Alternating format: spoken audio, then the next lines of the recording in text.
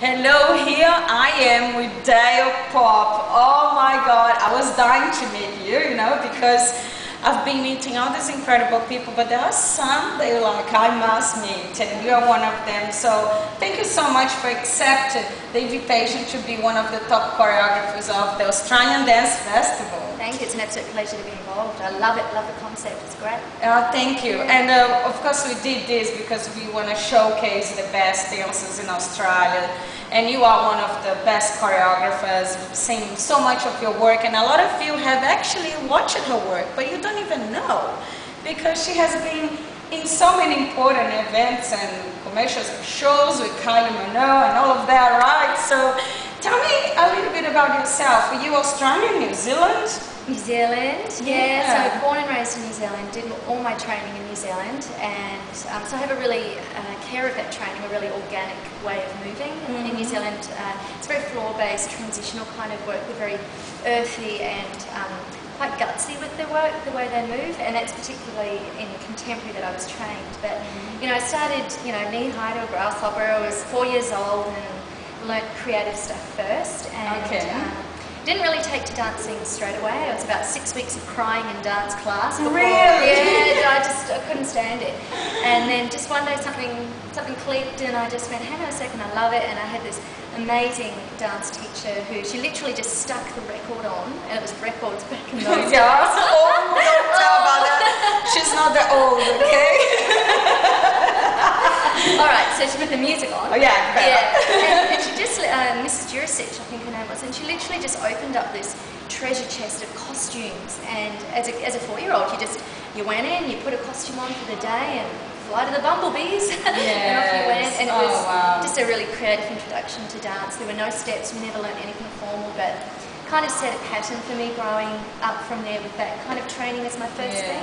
Which is very important. I have a daughter of almost 4, and I've been trying to take her to ballet classes. So I might take advice. I maybe let her cry on the first few months. I know. I'm shocked that this has ended up in my life, because I just cried for 6 classes and went, no, I don't want to be here.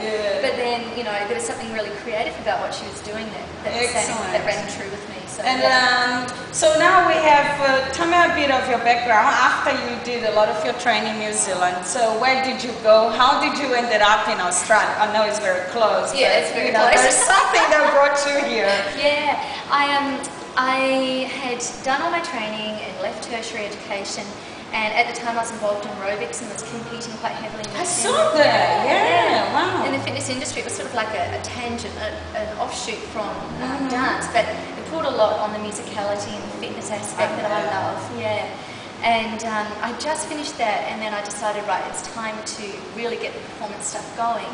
And New Zealand wasn't at that time offering what I really wanted, so I found a company in Australia that was doing contracts, and my girlfriend and I we got on a plane and just came on over. We sent a video over of some really embarrassing Spice Girls songs we danced to or something. I think it was If You Want to Be My Lover or something embarrassing. We've got it somewhere never to be found. And so got on a plane, came over, we got the contract, and it kind of just ended up happening that I fell in love with Australia. I always meant to go to America or Europe or How hard it is to fall in love with Australia? How hard? Is it for me, it's the perfect place? It was really, I just fell into it and I felt really at home. I did lots of contracts for a while, and I kept my training up, and you know what you've got to do when you're in the Sydney circuit, you've got to get seen by people, you've got to be doing gigs and falling into the right training, and Sydney style is really different, and it was different to my New Zealand training. Yeah, so which is different from the UK and New York, and absolutely. But tell me the experiences that you had, like you danced for Kylie Minogue, you choreographed it for so many people, and it's amazing. You choreographed everything for Benji Irwin. I'm sorry. That's all right, Tell me a little bit about all this work you did. Well, when I don't perform so much anymore, but when I was back in my day performing, Kylie Minogue was one of my favourites, and Marcia, extraordinary person to work for. She's got an amazing energy when she walks into the room. It's beautiful. Performed for royalty, King and Queen of Sweden, some really random moments like that, which have been great and defining and really fantastic. Just performed recently in Mal's Last Dancer, which is a book that they turned into a movie. Okay, wow. Yeah, got the chance to perform with Sydney Dance Company. So since I was about 14 years old back in New Zealand and I saw them on TV for the first time, Sydney Dance Company was, you know, something that The dream. The dream. You are a teacher there now. Yeah, now I'm a teacher. She is a teacher there, see? Yeah, dreams do come true. And so then along the way, I've always adored teaching, and particularly children, and pulling on my fitness industry stuff, I started teaching children dance fitness work, and then simply through this process found Bindi Irwin needing a choreographer, and I put my hand up, and we've been working together for, coming into our 3rd year now. Amazing. 2 DVDs, a couple of shows. One of the absolute highlights for me was seeing my choreography on Bindi Irwin performed. Oh yes, you got a bit. It was performed in New York at the New York City Centre, and 3,000 kids just going nuts. And yeah, this is incredible. Yeah, it was amazing. So this very special person here, and choreographer and teacher, is going to be teaching 20 hours for the Australian Dance Festival, the event that promises to be the best event about dancing in this country, maybe in the world. Let's see. Let's do the first one, and then we see how we go. And then you have a chance to learn from her. You're going to be teaching lyrical jazz. Yeah, lyrical and jazz. Explain a little bit what lyrical jazz means, and what do you want from these people? You don't want a beginners there, do you? Or that's okay? Or? I think intermediate level is going to be what's required, because for lyrical jazz, especially my style, you need technique.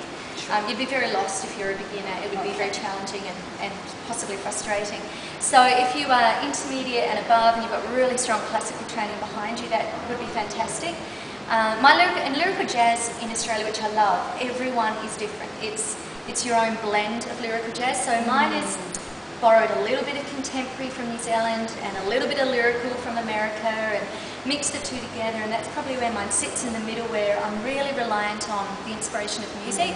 So the music is really integral, and a lot of the time what I ask from my dancers is that they dance like the music sounds, and that the music sounds like the move they're doing. So the two kind of go hand in hand. So they're going to learn not only the choreography, but a feeling and touch. Yeah, it's really important to me. That's very good.